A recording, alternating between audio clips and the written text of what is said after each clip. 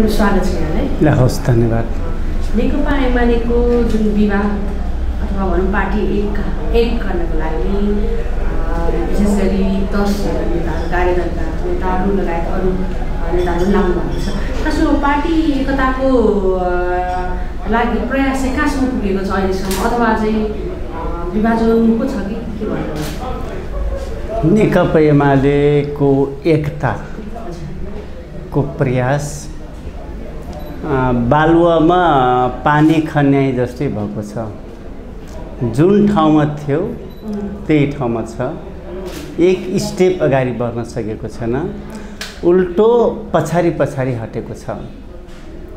अब हिजो केपी ओलीको टिमको बैठक बसेर आफ्ना गतिविधिहरू अगाडि बढाउने, त्यसपछि कमिटीहरू निर्माण गर्ने लगायतका विधान महाधिवेशन अधिवेशनको लागि डेट कन्फर्म गरेको, यो सबै के देखाएको छ भने अब नेकपा एमालेको बिचमा एकता हुन सक्दैन भन्ने सन्देश उहाँहरू दिन खोज्नु भएको छ। साउन्डली अथवा बोलेर भन्नुभएको छैन, तर उहाँहरूको स्टेप, उहाँहरूको गतिविधि, उहाँहरूको काम कारबाहीले त्यो कुरा देखाएको छ।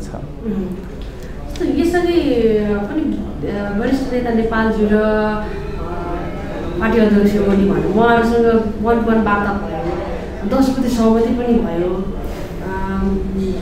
यति हुँदाखेरि पनि जस्तो Z2 को कुरा थियो, यहाँको बटम लाइन Z2 थियो, Z2 मा त उहाँहरू पुग्यो भन्ने भएको छ। त्यो किन एक हुन सकेन? खास कहाँनिर अड्केको एकताको? Z2 2075 भनेको नेकपा एमाले हो। हामी नेकपा एमाले हुन चाहन्थ्यौँ, अहिले पनि नेकपा एमाले हुन चाहन्छौँ। तर नेकपा एमाले हुनको लागि 2075 Z2 एकदम कन्फर्म हुनुहोस् र कुरा पनि हजुरले बुझ्नुपर्छ र बुझाउनु पनि पर्छ। त्यस बेलाको कमिटी सङ्ख्या भनेको 203 जनाको है। तर ओलीले Z3 भन्ने बित्तिकै नेकपा एमाले र माओवादी केन्द्रको बिचमा एकता भएको दिन, त्यो दिनमा ओलीले आफ्ना गुटका मान्छेलाई मात्रै 44 जनालाई थपे। 44 भन्नाले 2 गते 203 जनाको, 3 गते थप 44 थप्यो। त्यसपछि 2 वर्ष पछाडि 2077 साल फाल्गुन 28 गते को दिन 23 जना एमालेसँग कुनै पनि प्रकारको साइनो सम्बन्ध नभएका मान्छेलाई थपे।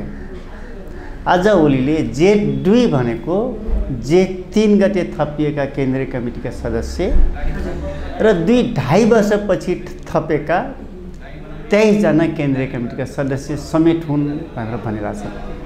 भोगली Z2 भनिरहेछन्, मुखले जनताहरूले भ्रम पार्नको लागि। तर Z3 को कमिटी अनि फाल्गुन 28 को ओलीको गुटले थपेको जुन कमिटी, जुन पार्टीले थपेको त्यसलाई सर्वोच्चले खारेज गरेको छ। त्यसलाई समेत उनले थपेर 264-65 को कमिटी बनाऊ भन्दैछन्। अनि Z2 गते ओली फर्केको ठान्न मिल्छ? ठान्नुहुन्छ? यो हावा वाहियात कुरा मात्रै हो। उनी फर्किन चाहँदैनन्। Z2 भने त Z2 हो नि, किन फुर्का अरू किन जोड्नु पर्यो?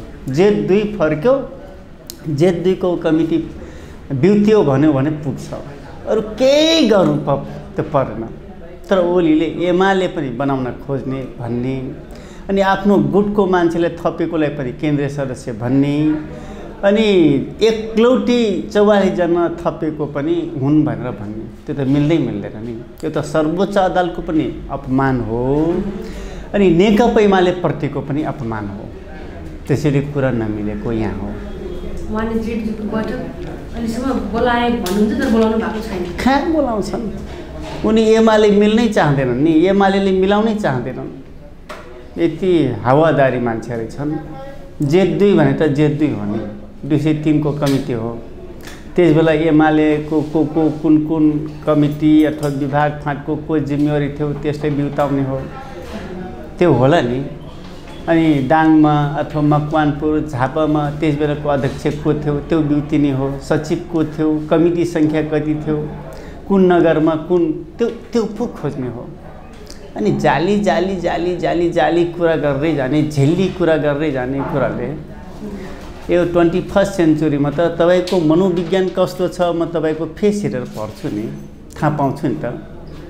अनि 21st सेन्चुरीमा हामी पनि अब पढाइ लेखाइ भएका मान्छेहरू कुरा त बुझ्छौँ नि।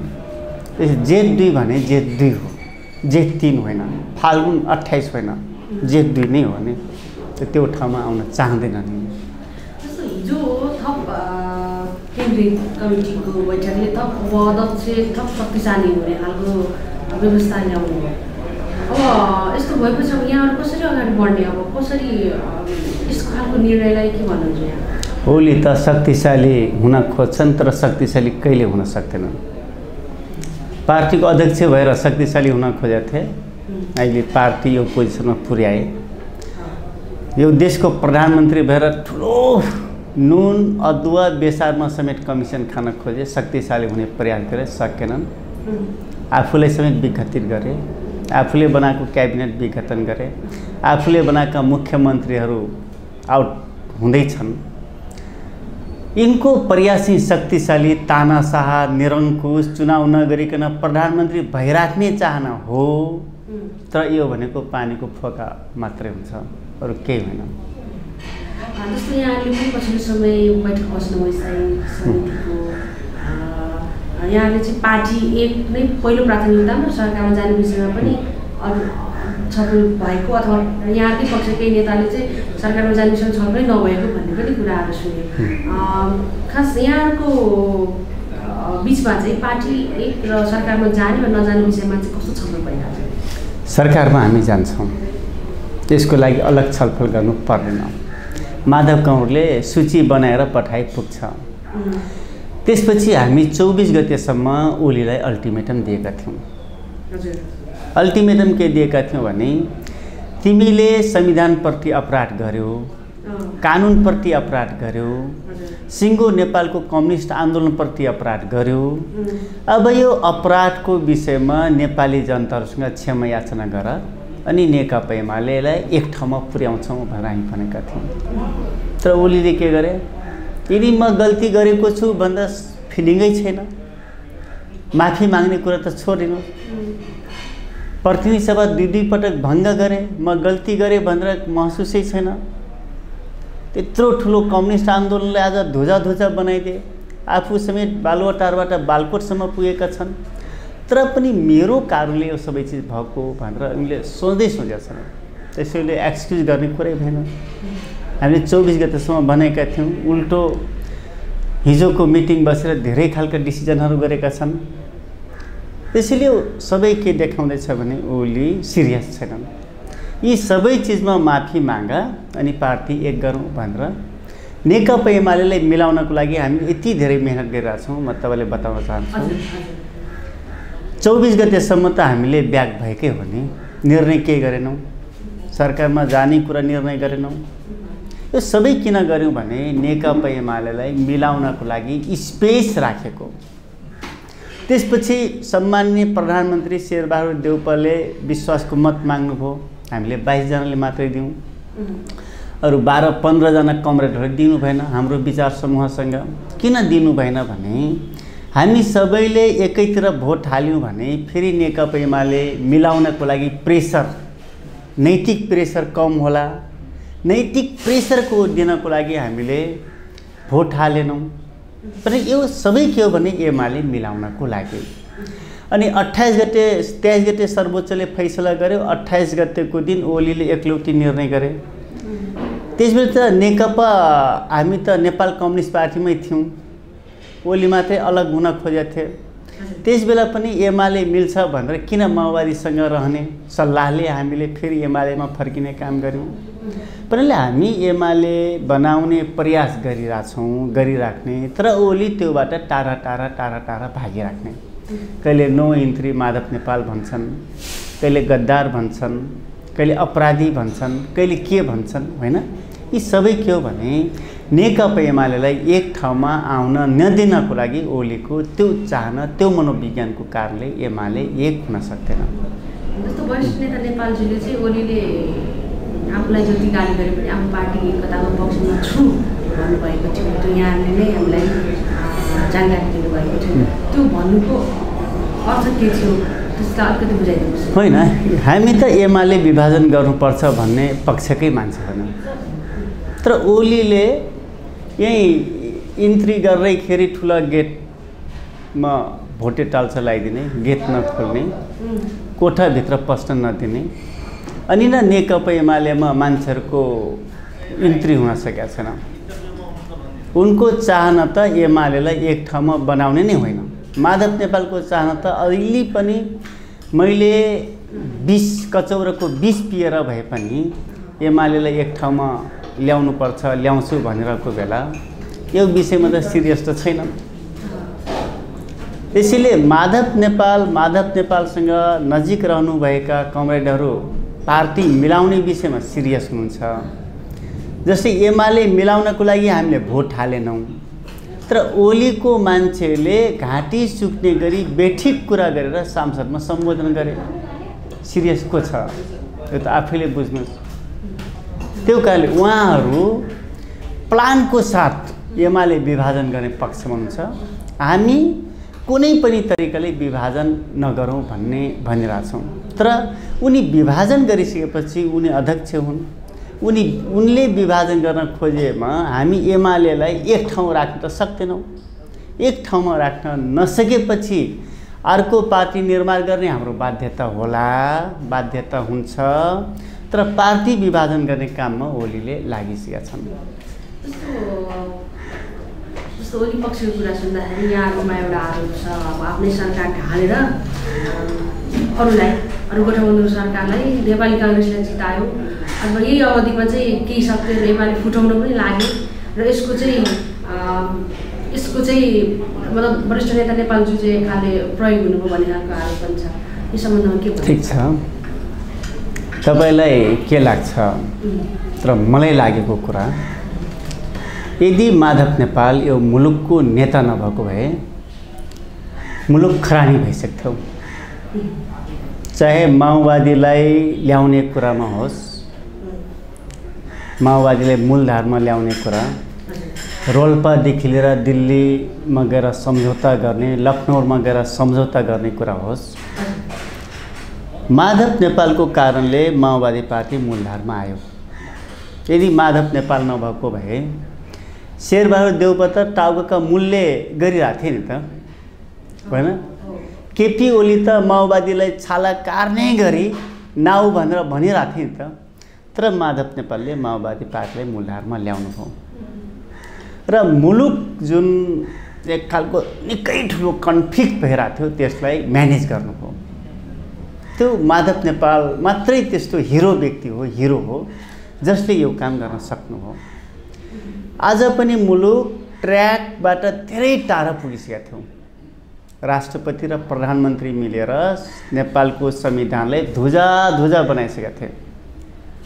कानुनी राज्यको जुन हाम्रो कल्पना थियो त्यसलाई समाप्त गरिसकेका थिए।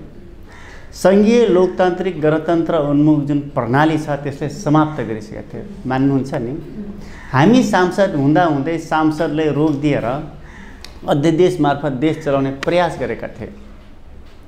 यो सबै के हो भने मुलुकको शासकहरू केपी ओली र विद्या भण्डारी मिलेर मुलुकलाई एउटा निरङ्कुशको बाटोतर्फ अगाडि बढ्ने, संवैधानिक निकाय लगायत सबै ठाउँमा आफ्नो मान्छे राख्ने, सेक्युरिटीलाई प्रधानमन्त्रीको अन्डरमा राख्ने, अख्तियारलाई प्रधानमन्त्रीको अन्डरमा राख्ने, त्यसपछि जति छ सबै प्रधानमन्त्रीको अन्डरमा राख्ने अथवा अन्डरमा ल्याउन नसकेकोमा आफ्नो मान्छे राख्ने, क्याबिनेट आफ्नो अनुकूलको बनाउने, राष्ट्रपति आफ्नो अनुकूलको बनाउने र संस्थागत रूपमा मुलुकको सिस्टम छ त्यसलाई समाप्त गर्ने। जसरी सिक्किमलाई विलय गराउने कुरामा प्लानको साथ निर्णय गरेरै लेन्डुपहरूले सिक्किमलाई इन्डियामा विलय गराए। त्यसै गरी केपी ओली र राष्ट्रपति मिलेर मुलुकको सिस्टमलाई कोल्याप्स गरेर केपी ओली बाँच्दासम्म, फेरि भन्छु बाँच्दासम्म चुनाव नगरिकन प्रधानमन्त्री रहिराख्ने, विद्या भण्डारी राष्ट्रपति भइराख्ने र आफ्ना गुटका मान्छे अनुकूलका मान्छे क्याबिनेटमा भइराख्ने, आफ्ना आसेपासेहरूलाई संवैधानिक निकाय लगायतका सबै ठाउँमा नियुक्ति गरिराख्ने र मुलुकको जुन 5-5 वर्षमा हुने निर्वाचन समावेशी जुन प्रणाली त्यसलाई सधैँभरिको लागि समाप्त गर्ने। त्यसको लागि सुरुमा त अब संविधान जल्नु पर्यो, सक्नु पर्यो नि, कानुन सक्नु पर्यो, अनि अध्यादेश मार्फत सबै आफ्नो अनुकूल काम गर्नु पर्यो। यो सबै काम गरिरहेको बेला मुलुक आउट अफ ट्र्याकमा पुगिसकेको थियो। हरेक मान्छेको मनोविज्ञान कस्तो बन्दै थियो भने केपी ओली र राष्ट्रपति जो संविधान मान्ने मान्छे, कानुन मान्ने मान्छे, यिनलाई कानुन नलाग्नु पर्ने, हामीले मात्रै कानुन मानिदिनु पर्ने, त्यसैले हामी किन कानुन मान्ने, त्यो मनोविज्ञानमा जनता पुगिसकेका थिए। त्यो सबै चिजको व्यवस्थापन कमरेड माधव कुमार नेपालले त्यो भूमिका निर्वाह गर्नुभयो। यदि माधव कुमार नेपालले त्यो विद्रोह, हिम्मत, साहस नगरेको भए के हुन्थ्यो थाहा छ? हुन्थ्यो के भने मुलुक निर्वाचनमा जान्थ्यो, हो नि, मुलुक निर्वाचनमा जान्थ्यो र फेरि पुरै कार्यकाल प्रतिनिधि सभा टिक्ने थिएन। मुलुक फेरि अस्थिरतातर्फ अगाडि बढ्थ्यो, अराजकतातर्फ अगाडि बढ्थ्यो र सर्वोच्चले गरेको फैसलाप्रति निकै ठुलो अपमान हुन्थ्यो। 5-5 वर्षमा जुन गरिने ताजा जनादेशको लागि गरिने आवधिक निर्वाचन हो त्यो विखण्डन हुन्थ्यो र मुलुक एक खालले ट्र्याकभन्दा बाहिर जान्थ्यो। त्यसैले यदि कोही नेपाली जनता, कोही असल नेपाली नागरिक छ भने माधव कुमार नेपाललाई पूजा गर्नुपर्छ। उहाँले नै मुलुकलाई फेरि पनि धेरै हिम्मत गरेर, धेरै साहस गरेर एमालेमै हुनुहुन्छ तर एमालेकै मान्छेलाई हटाएर मुलुकलाई जोगाउने काम गर्नुभयो। हामी किन यो ठाउँमा पुग्यौँ भने आमालाई जोगायौँ भनेन फेरि सेकेन्ड बच्चा, थर्ड बच्चा, चौथो बच्चा जन्माउन सक्छौँ। आमालाई नै रेत दिने, आमाको हत्या गर्ने अनि बच्चाको कल्पना गर्ने कुरा हुन्छ। त्यसैले देशलाई बचाऊँ, देशलाई राखौँ, सिस्टमलाई जोगाऊँ। भोलि त फेरि 5 वर्षपछि हामी जनतालाई कन्भिन्स गर्न सक्यौँ भने चुनाव त जित्छौँ नि त। त्यसैले हामीले रिस्क लिएका छौँ देशको लागि। हामी सांसद भनेको केवल पार्टीप्रति वफादार हुने होइन नि, निर्वाचनभन्दा अगाडि पार्टीप्रति वफादार हो, तर सांसद भइसकेपछि देशकै सांसद हो नि। त्यसैले देश जोगाउने, देशको सिस्टम जोगाउने पहिलो अभिभार हाम्रो। र त्यसपछि दोस्रो कुरो, नेपालको संविधानको धारा 76 को 1, 2, 3, 4 1मा सबैभन्दा बहुमत दलले सरकार बनाउने भन्ने छ, 2मा आएर 2 वा 3 या 4 5 दल मिलेर सरकार बनाउने बहुमत गर्ने कुरा छ। त्यसपछि 3मा आइसकेपछि 2 दलले सरकार बनाउन नसकेपछि सबैभन्दा ठुलो दलले सरकार बनाउने कुरा छ। ठुलो दलको हैसियतले ओलीले सरकार बनाए, तर 30 दिनभित्र यिनले विश्वासको मत लिनुपर्ने थियो, विश्वासको मत असफल भयो। 5मा आइसकेपछि यही कुरा नेपालको 47 सालको संविधानको 42 को 1, 2, 3, 4मा छ। 42 को 1, 2, 3, 4 र 76 को 1, 2, 3, 4 same, no differences between two, होइन? दुईटा संविधानको बिचमा कुनै फरक छैन। तर 72 सालको संविधानमा 5 किन राख्यो, 6 किन राख्यो, 7 किन राख्यो, 8 किन राख्यो, 9 किन राख्यो भने प्रतिनिधि सभालाई पुरै कार्यकाल टिकाउनको लागि, मुलुकमा स्थिर सरकारको लागि धारा 5, धारा 6, धारा 7 भन्ने उपधारा राखियो। भनेपछि 5मा आइसकेपछि यदि राजनीतिक दलहरूले सरकार बनाउन नसक्ने पोजिसनमा कुनै एउटा स्वतन्त्र व्यक्ति, पार्टीको सदस्य होइन, प्रतिनिधि सभामा रहेका 275 मध्ये कुनै एकजना, कुनै पार्टीको एकजना होइन, 75 मध्ये कुनै एकजना भनेको 5मा आइसकेपछि 76 को 5मा आइसकेपछि हामी स्वतन्त्र भयौँ। स्वतन्त्र भनेपछि यसमा पार्टीको हुइप लाग्दैन र सर्वोच्चले पनि कारबाही नगर्नु भनेर निर्देशन गर्यो, फैसला गर्यो, व्याख्या गर्यो। र देउपाले प्रधानमन्त्री हुने भनेको काङ्ग्रेसको संसदीय दलको नेताको हैसियतले प्रधानमन्त्री भएको छैनन्। यिनी प्रधानमन्त्री भनेको एउटा स्वतन्त्र सांसद सदस्यको हैसियतले प्रधानमन्त्री बनेका छन्। र कथम कदाचित देउपालाई काङ्ग्रेसका सांसदले भोट नदिए पनि तिनी व्यक्तिहरू कारबाही हुने थिएन। बुझ्नुभयो? कारबाही हुने थिएन, किनकि देउपा स्वतन्त्र सदस्यको हैसियतले प्रधानमन्त्री भए। स्वतन्त्र हामी भयौँ। स्वतन्त्र भएका मान्छेमाथि हुइप लागू हुँदैन। आफ्नो पार्टीको मान्छेले भोट नदिए पनि कारबाही हुँदैन। त्यसैले हामी त्यो पोजिसनमा पुगेपछि स्थिर सरकारको लागि, संविधानको कानुनी राज्य निर्माणको लागि, पुरै कार्यकाल प्रतिनिधि सभाको टिकाउनको लागि हामीले त्यो ठाउँमा पुग्यौँ। हामीमाथि हुइप लाग्ने, कानुन लाग्ने कुनै त्यो हुँदैन। त्यसैले यो राष्ट्रलाई जोगाउनको लागि, मुलुकको संविधानको बचाउनको लागि, कानुनी राज्य स्थापना गर्नको लागि, सर्वोच्च अदालतको फैसलाप्रति सम्मान गर्नको लागि हामी यो काम गऱ्यौँ। यसमा माधव नेपाल लगायतका जो सांसदहरू हुनुहुन्छ उहाँहरूलाई यो मुलुकले नै सम्मान गर्नुपर्छ। आज तपाईहरू हामीले कति सम्मान गर्न सक्नुहुन्छ, जनताले कति गर्छन् त्यो म भन्न सक्दिन।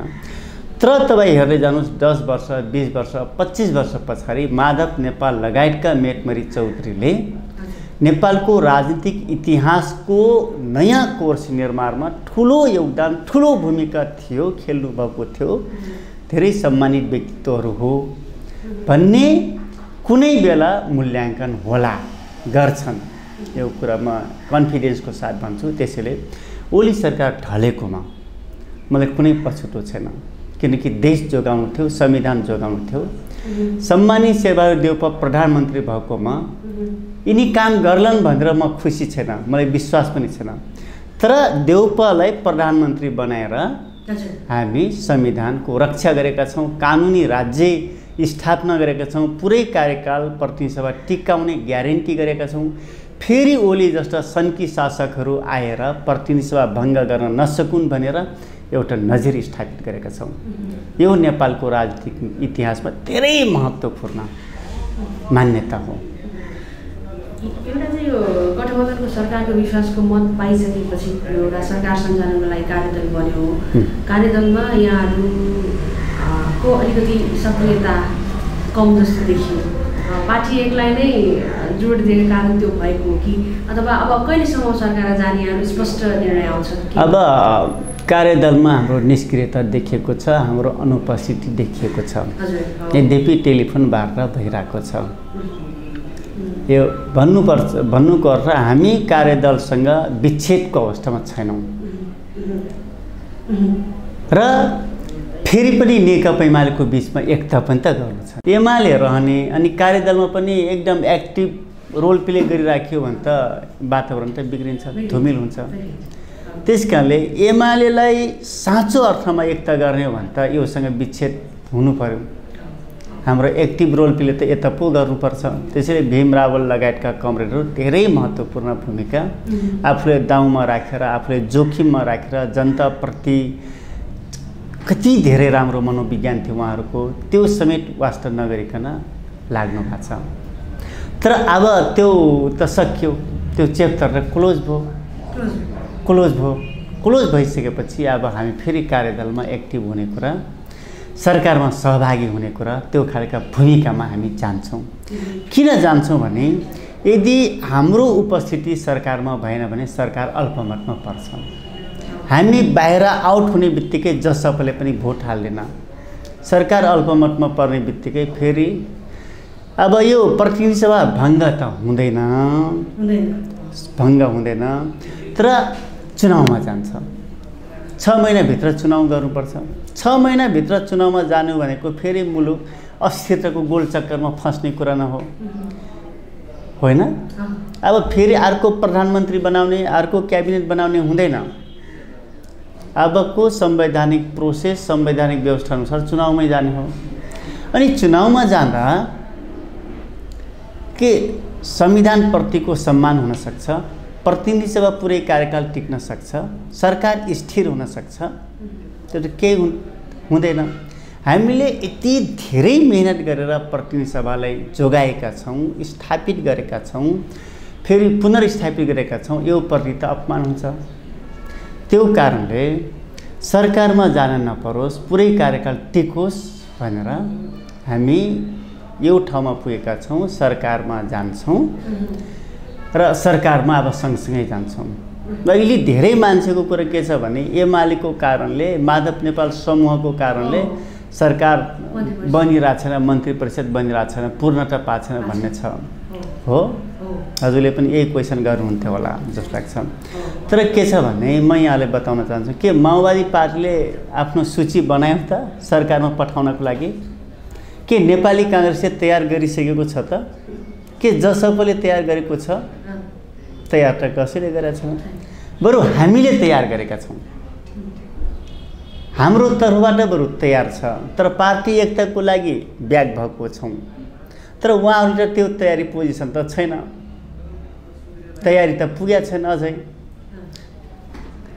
तर पनि उहाँहरूले एमालेको कारणले सरकार पूर्णता पाएको छैन भन्ने कुरा उठाइराख्नु भएको छ, यो गलत हो। नै अब समय त पुरा भयो, 24 घन्टासम्म समय माग्नु भएको थियो, सक्यो। अब पठाउनुहुन्छ न, आजै भोलि पठाउनु होला। जस्तो एक दुईवटा कुरा गरौँ, एमाले पार्टी एकताको लागि जस्तो यहाँको विषयमा चाहिँ यो पार्टीभित्र पनि सङ्घर्ष गर्न सकिन्थ्यो होला, किन यति बाहिरसम्म आयो भन्ने खालको प्रश्न छ। त्यस खालको जिज्ञासाहरूलाई चाहिँ यहाँले के भन्न चाहनुहुन्छ? नेकपा एमाले एक बनाउने भने ओली अध्यक्ष हुन्छन्, हो, ग्यारेन्टी कुरा हो नि। मैले लुकाउने कुरा मेरो मनमा 1 इन्च पनि लुकाउँदैन। ओली यो देशको पार्टीको अध्यक्ष हुन्छन्, नेकपा एमाले पार्टीको अध्यक्ष ओली हुन्छन्, हो।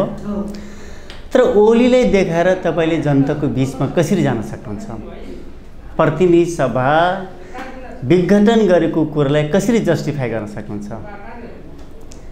अनि तपाईँहरूलाई चुनावमा भोट किन हाल्ने, 2/3 किन दिने, कम्युनिस्ट पार्टी ठुलो किन बनाउने? त्यो सबै चिजको, सबै क्वेसनको जवाब हामीसँग छ। ल भन्नुहोस् न, मलाई त्यहाँका जनताहरू एमाले बनाएर सूर्य चिन्हमा किन भोट हाल्ने?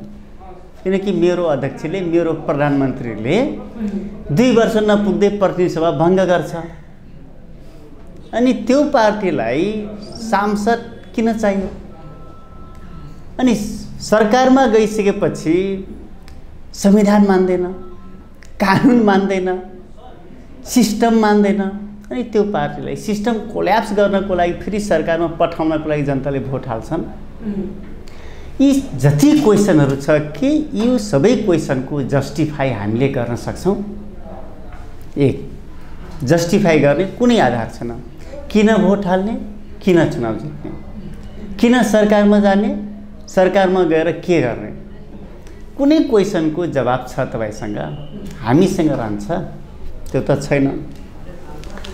दोस्रो कुरो, पार्टी कोल्याप्स हुनको लागि जस्तै 2047, 48, 49 सालसम्म 3 संसारको 3 भागको 4 भागको 3 भागमा कम्युनिस्ट पार्टीको सरकार थियो, है। संसारभरि 47सम्म 4 भागको 3 भागमा हाम्रो कम्युनिस्ट आइडियोलोजीसँग सम्बन्धित पार्टीहरूको सरकार थियो। तर आज सबै सरकारहरू, क्युबा, उत्तर कोरिया, चाइना लगायतका एकै थोरै देश बाहेक सबै ठाउँको सरकार कोल्याप्स भएको छ। केवल सरकार मात्र होइन, त्यहाँको कम्युनिस्ट पार्टी नै सकिसकेको छ। बुझ्नुभयो? किन सक्यो भन्दाखेरि त्यहाँको पार्टीले विभाजन भएर सकिएको होइन, पार्टीले लिने पोलिसी बेठिक भएको कारणले सरकार पनि सकिएको छ, कम्युनिस्ट पार्टी पनि कोल्याप्स भएको छ। जस्तै पश्चिम बङ्गालकै कुरा गर्नुहोस्, कलकत्ताकै कुरा गर्नुहोस्, होइन। 3-4वटा प्रदेशमा कम्युनिस्ट पार्टीको नेतृत्वमा सरकार थियो। आज कुनै ठाउँमा, कुनै प्रदेशमा कम्युनिस्ट पार्टीको सरकार छैन। राष्ट्रिय सरकार राष्ट्रिय उसमा पनि हाम्रो जबरजस्त उपस्थिति थियो। तर अहिले एउटा सिट मात्रै छ, 526 सिटमध्ये एउटा सिट मात्रै हाम्रो छ। कि त्यहाँको कम्युनिस्ट पार्टीको बिचमा विभाजन भएर सरकार पनि कोल्याप्स, कम्युनिस्ट पार्टी पनि कोल्याप्स भएको हो? कोल्याप्स भएको त होइन। इन्डियाका कम्युनिस्ट पार्टीले लिने बेठिक पोलिसीको कारणले कम्युनिस्ट पार्टीको साथसाथै सरकार पनि, सरकार त कोल्याप्स हुनु नै थियो, चुनावमा हार्यो सक्यो, कम्युनिस्ट पार्टी पनि सक्यो। संसारभरिको कोल्याप्स भएको कम्युनिस्ट पार्टीको सूची हेर्ने हो भने त्यसका उदाहरणहरू धेरै छ। विभाजन भएर, विखण्डन भएर, लडेर झगडा गरेर होइन, सँगै हुने तर व्यवस्थापन गर्न नसक्ने, जनताहरूको मनोविज्ञानलाई समेट्न नसकेको कारणले समाप्त भएको इतिहास छ। आज ओलीसँग हामी सँगै हुँदा पनि जति क्वेसनहरू राइज भएको छ त्यो सबै चिजको जस्टिफाई त हामीसँग छैन। चुनाव जित्नको लागि विभाजन भएको कारणले हार्ने कुरा या एकीकृत भएकै कारणले जित्ने कुरा हुँदैन। त्यसैले आज हामी नेपालको कम्युनिस्ट आन्दोलन भोलिमा जितुला नजितुला अथवा माधव कुमार नेपाल जित्नु होला नजित्नु होला, त्यो हाम्रो लागि धेरै माइनर कुरा हो। मुख्य कुरा भनेको कम्युनिस्ट पार्टी रहन्छ कि रहन्न। कम्युनिस्ट पार्टी रहेन भने हामी बाँचे पनि त्यसले खास अर्थ राख्दैन। तर कम्युनिस्ट पार्टी बाँच्यो भने हामी 2 अवधि हारौँला, तर 3 अवधिमा, तेस्रो अवधिमा फेरि जित्न सक्ने ठाउँमा पुग्छौँ, होइन?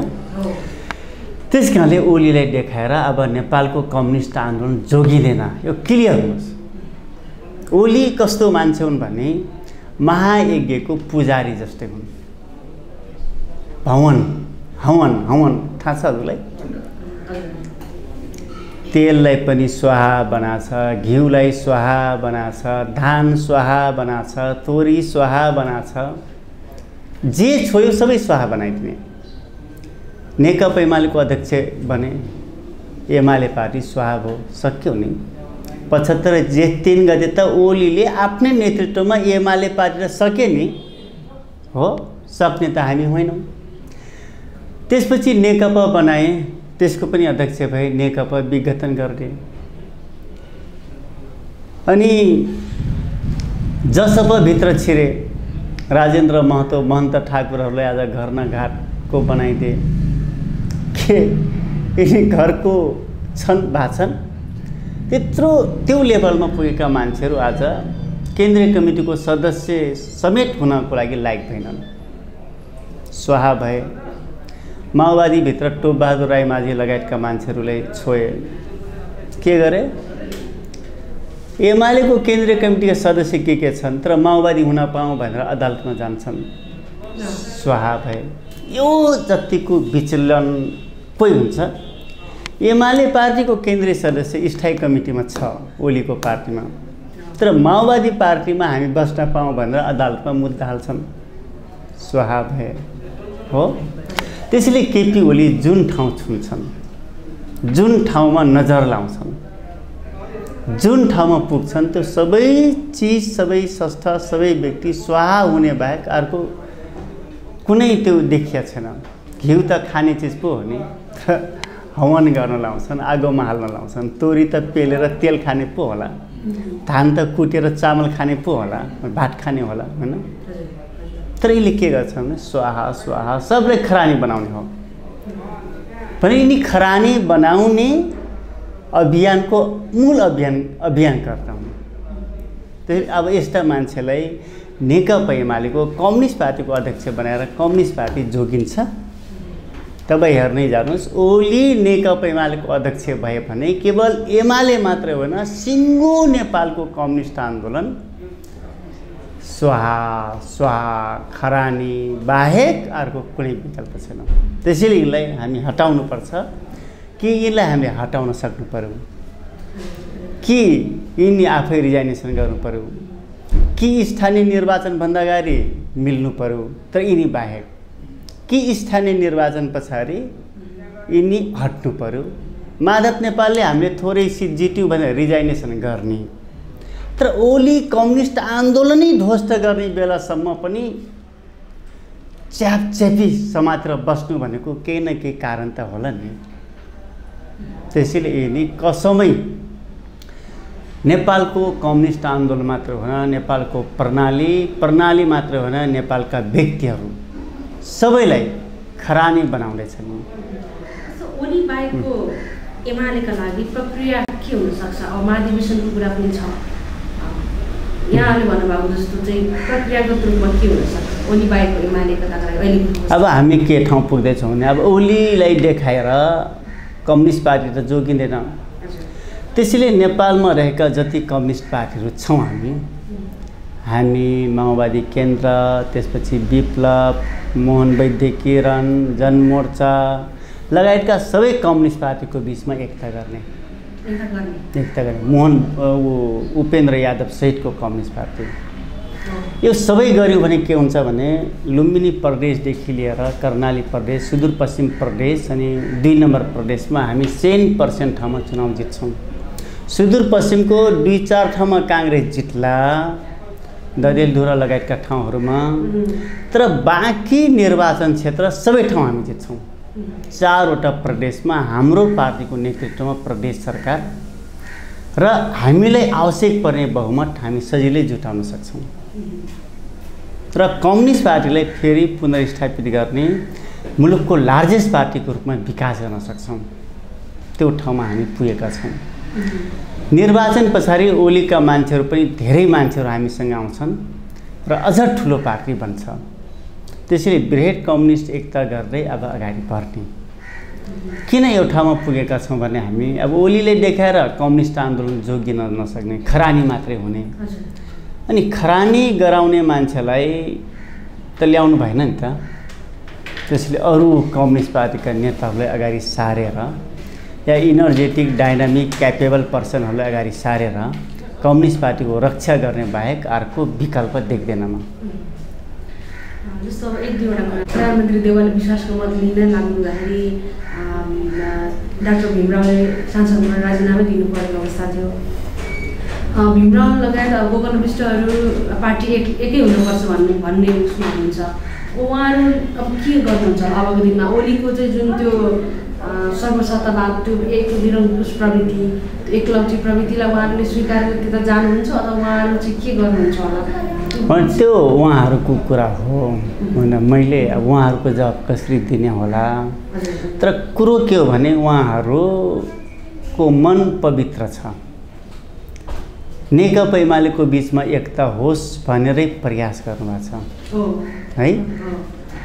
त्यसैले यो पवित्र उद्देश्य, पवित्र एक्सनमा हामीले कम्प्लेन धेरै गर्नु हुँदैन। एमालेको बिचमा एकता होस्, विभाजन नहोस्, विभाजन हुनु हुँदैन। विभाजनले शक्ति क्षय हुन्छ, कमजोर हुन्छ भन्ने कुरा नै हो। तर पार्टी विभाजन भइसकेपछि उहाँहरू ओलीसँग लाग्दैन, यो पनि क्लियर हुन्छ। धेरै क्वेसन तपाईँहरू योगेश दाईको विषयमा कुरा उठाउँछन्, योगेश दाई पनि जान्नुहुन्न, किनकि उहाँहरू मैले भन्दा धेरै ओलीलाई उहाँहरूले चिन्नु भएको छ। मेरो त घर पनि ओलीसँग होइन, केन्द्रीय कमिटीमा आएको सँगसँगै अब ओली अध्यक्ष भएमा केन्द्रीय सदस्य भए, तर ओपनली डिस्कसन कहिले गर्न पाएनौँ। ओलीसँगको इन्टिमेसी मेरो छैन, धेरै इन्टिमेसी, धेरै ओलीलाई बोकेको त उहाँहरू नै हो। त्यसैले उहाँहरू भएको कारणले उहाँ ओलीको विषयमा राम्रो ज्ञान छ। राम्रो ज्ञान भएका मान्छेहरू खरानी बनाउने मान्छेको पछि लाग्नुहुन्न। ओली र प्रचण्डको बिचमा पार्टी एकता गरेर 5वटा बुँदामा सम्झौता भएको थियो हो। 5वटा बुँदामध्ये 4थो नम्बरको बुँदामा आधा अवधि सरकार चलाउने भन्ने कुरा थियो हो। यो कुरो त हामी कसैले थाहा थिएन, कि प्रचण्डलाई थाहा थियो, कि जनार्दनलाई थाहा थियो, कि ओलीले थाहा थियो, कि विष्णु पौडेललाई थाहा थियो। दुईटाको बिचमा सम्झौता भयो, दुईटाले साँची बस्यो। तर 2.5 वर्ष पछाडि पनि ओलीले नछोड्ने भएपछि एक खालको त्यो कुरा बाहिर आयो। मलाई सत्य कुरा भन्छु, मलाई थाहा थिएन, हामीले कसैले थाहा थिएन, माधव नेपाल झल्न कसैले थाहा थिएन। सत्य कुरा बाहिर आइसकेपछि ओलीलाई नैतिक प्रेसर त पर्यो। नैतिक प्रेसर परिसकेपछि सबै एमाले भित्रैबाट पनि ओली रिजाइनेसन गर्नुपर्छ भन्ने कुरा उठ्यो। तर कमरेड प्रचण्डले कतिसम्म उदारता देखाउनु भयो भने सम्झौता भएको कुरो ठिक हो, सम्झौता बाहिर आइसकेको छ, तर यो सम्झौता जेसुकै लेखिए पनि मुलुक नेताहरू लोभी छन् भन्ने मनोविज्ञान अथवा त्यो म्यासेज जाने भएको कारणले मलाई प्रधानमन्त्री चाहिँदैन, तपाईँ नै चलाउनुहोस् मात्र होइन अर्को चुनावसम्म तपाईँ नै चलाउनुहोस्, यो कुरो त सत्य हो नि। अनि आउने महाधिवेशनसम्म तपाईँ नै अध्यक्ष हुनुहोस्। प्रचण्ड त ठुलो उदारता देखाउनु भयो नि, तर ओलीले के गरे, प्रतिनिधि सभा भङ्ग गरे। भनेपछि चलाउनुहोस्, गर्नुहोस्, खानुहोस्, तपाईँ सिङ्गल हुनुहोस्, तर पार्टी नविभाजन गर्नुहोस्, सरकार नबिगार्नुहोस् भनेर नेताहरूले धेरै हात जोडे। तर कसैलाई नभनिकन पार्टी विभाजनको लागि अध्यादेश ल्याउनु हो वैशाखमा। किन ल्याए भन्दाखेरि यो सबै गरेर त्यति ठुलो पार्टीको अध्यक्ष हुँदा पनि त्यसमा सारा नेताले सपोर्ट गरेर पनि विभाजन गर्ने गरी विभाजन गर्नको लागि अध्यादेश किन ल्यायो? अध्यादेश मात्र होइन, प्रतिनिधि सभा भङ्ग गरे। अनि न हाम्रो बिचमा कन्फ्लिक्ट सुरु भयो। जस्तो त्यही बिचमा मेरै पार्टीले काम गर्न दिएन भन्ने उहाँको मेन एउटा चाहिँ भनौँ न कारण, जसले चाहिँ प्रतिनिधि सभा विघटन गर्नु पर्यो पटक पटक भन्ने उहाँको छ। यसलाई कसरी बुझ्न सकिएन? के ओली अध्यक्ष भइसकेपछि मनपरी गर्नको लागि अध्यक्ष बनाएको हो, अनि प्रधानमन्त्री बनाउने भनेको सिस्टम नमान्नको लागि प्रधानमन्त्री बनाएको हो। कम्युनिस्ट पार्टी त समूहमा छलफल गरेर चल्ने, त्यसमा आधारित पार्टी हो नि, अल्पमत बहुमतको अधीनमा होइन, त्यो त हो नि। जेसुकै होस् निर्णय गर्ने बेला थोरै मान्छे बहुमत जता हुन्छ त्यही निर्णय गर्ने आफ्ना कुरा। त्यसपछि केन्द्रीय कमिटी होइन, केन्द्रीय कमिटी महाधिवेशनको मातहतमा यी त सबै लेनिनवादी सङ्गठनात्मक सिद्धान्तको आधारमा चल्ने पार्टी हो नि। अनि अध्यक्ष हुँ भन्दैमा सबै मनपरी गर्न मिल्ने, मनपरी गर्न पाउनुपर्छ भन्ने मनोविज्ञान नै बेठिक छ। अध्यक्ष हुनको लागि त उसलाई पनि त नियम कानुन लागू हुनु पर्यो नि। कि अध्यक्ष भनेको अलग ग्रहबाट आएर उसले नियम कानुन केही नलाग्नु पर्ने, ऊ राज्य गर्नको लागि पृथ्वी लोकमा आएको हो र? त्यो त होइन नि। नेपालको संविधान प्रधानमन्त्रीलाई पनि लागू हुन्छ, राष्ट्रपतिलाई लागू हुन्छ र हरेक नागरिक 3 करोड नागरिकलाई लागू हुन्छ बराबर। जे अपराध मैले गरेँ, जे अपराध राष्ट्रपतिले गरिन्, जे अपराध प्रधानमन्त्रीले गरे, त्यो दण्ड सबैले बराबर हिर्काउनुपर्छ, बराबर लागू हुनुपर्छ। अनि राष्ट्रपतिले कम सजाय, कम दण्ड, अनि अरू जनतालाई चाहिँ धेरै दण्डित हुनुपर्ने हुन्छ र? त्यसैले पार्टीको अध्यक्ष भइसकेपछि पार्टीको विधान मान्नुपर्छ, प्रधानमन्त्री भइसकेपछि नेपालको संविधान मान्नुपर्छ, कानुन मान्नुपर्छ। अनि प्रधानमन्त्री भनेपछि संविधान पनि नमान्नुपर्ने, कानुन पनि नमान्नुपर्ने, पार्टीको अध्यक्ष भएपछि सबलाई विधान लागू हुनुपर्छ, अरू कसैले लागू हुनु नपर्ने भन्ने होला र? त्यसैले यही नेर बिग्रेको। अन्तिममा एउटा चाहिँ अब अझै पनि नेकपा एमाले विभाजनको सङ्घारमै पुगिसक्दा पनि यसको एकताको लागि दोस्रो अध्यक्षको कुरा पनि उठ्ने गरेछ, समान हैसियत र पावर सेयरिङको कुरा उठ्ने गरेछ। नेकपा एमाले यहाँहरू पनि अझै चाहनुहुन्छ प्राथमिकता एकै होस् भन्ने। एकताको लागि चाहिँ यी अहिले भनिएका लगायत विकल्पहरूले के काम गर्नु सक्ला? अन्तमा सक्दैन। अब पार्टीको बिचमा एकता हुँदैन। किन एकता हुँदैन भने मैले चाहेर एकता हुँदैन। माधव नेपाल या भीम रावल या गोकर्ण विष्ट, योगेश भट्टराई, घनश्याम भूषालले चाहेर एकता हुँदैन, या विष्णु पौडेल, सुभाष नेमाङ, प्रदीप गेवालीले चाहेर एकता हुँदैन। एकता कुन बेला हुन्छ? ओली चाहे भने मात्रै एकता हुन्छ।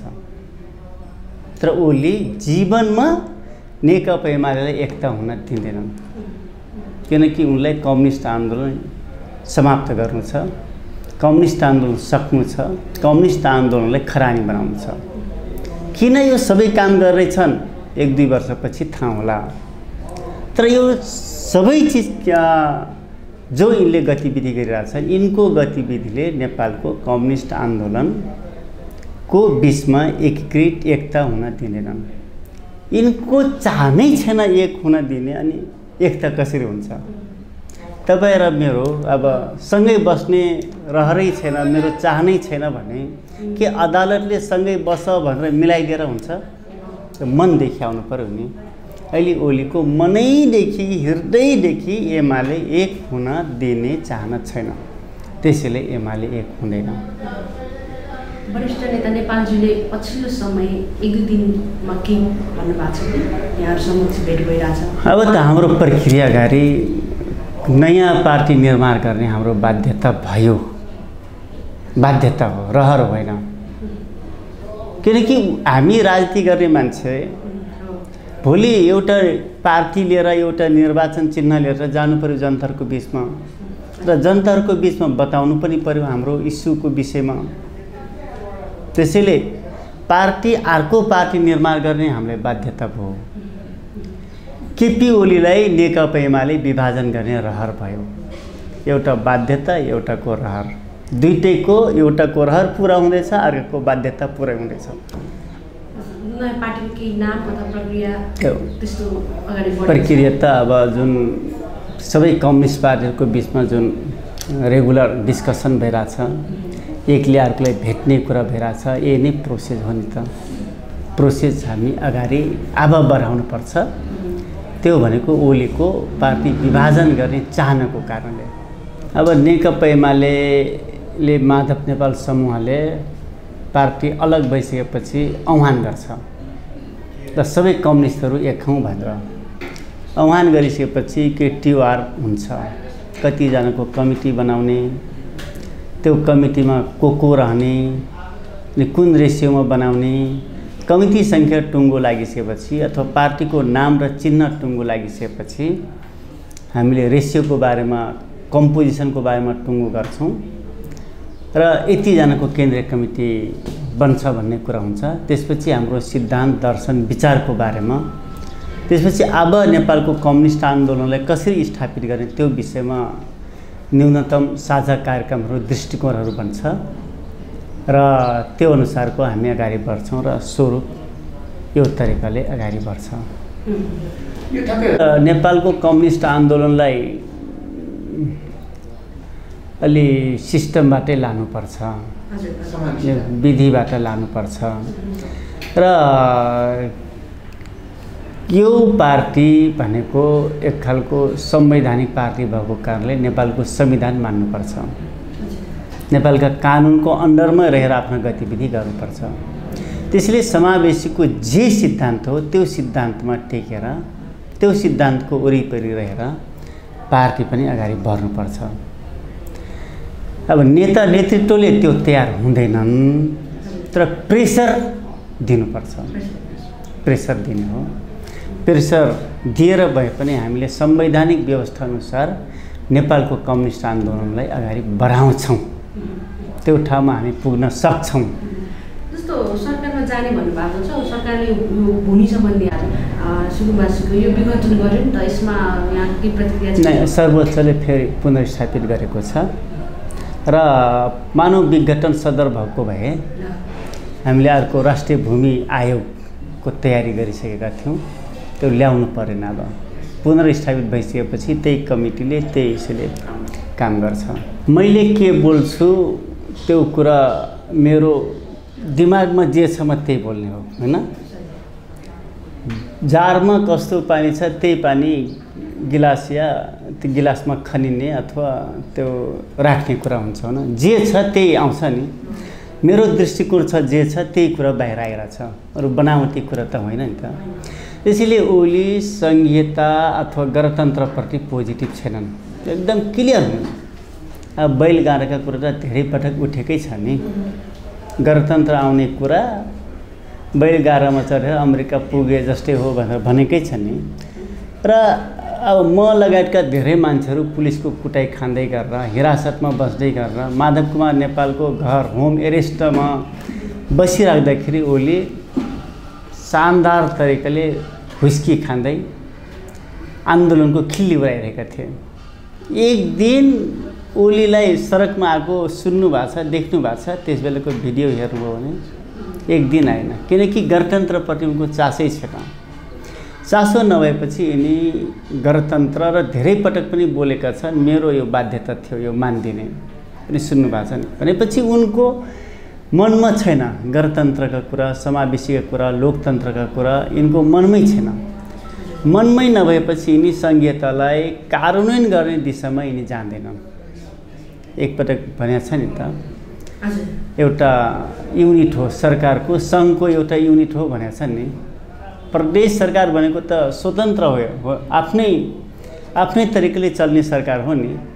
यहाँ कि लोकल गभर्मेन्ट समेत फ्री सरकार हो, आफ्नै तरिकाले। यद्यपि कहीँ न कहीँ अब टाइअप हुनुपर्छ, तर पनि ऊ आफ्नै तरिकाले ऋण समेत बाहिरबाट ल्याएर आफ्नो गभर्मेन्ट सञ्चालन गर्न सक्छ, त्योसम्मको राइट हो। तर ओलीले के भन्थे, यो सङ्घीय सरकारको एउटा युनिट हो बोलेको छ नि। त्यसैले अब दृष्टिकोण यस्तो छ। अनि सङ्घीयतालाई स्थापित गर्नको लागि सङ्घीय सरकारबाट अथवा यिनी भएको बेला के राम्रा एक्सनहरू, राम्रा पोलिसी बन्न सक्छ त, यो त हामी कल्पना समेत गर्न सक्दैनौँ।